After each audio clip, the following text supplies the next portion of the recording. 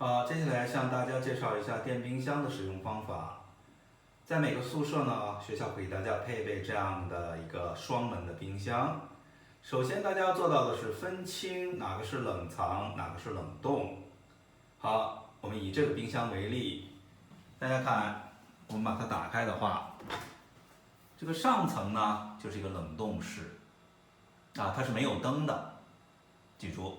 好，下层呢是冷藏室。好，这个带灯的就是冷藏室。那么冷冻室没有什么特殊的操作。那么冷藏室大家要注意一点。好，我们往这边看，这个地方呢有一个写着数字的旋钮，这个表示的是冷藏的制冷强度。一般情况下呢，大家把这个数字呢转到4、5左右就可以了，任何一个季节都应该是没有问题的。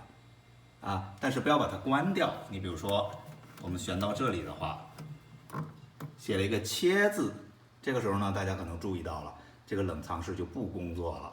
所以大家一定要注意，如果你进到宿舍之后呢，冰箱是关着的，你一定要把它打开，这样调整到4、5左右的时候，一般情况下任何一个季节都可以应对。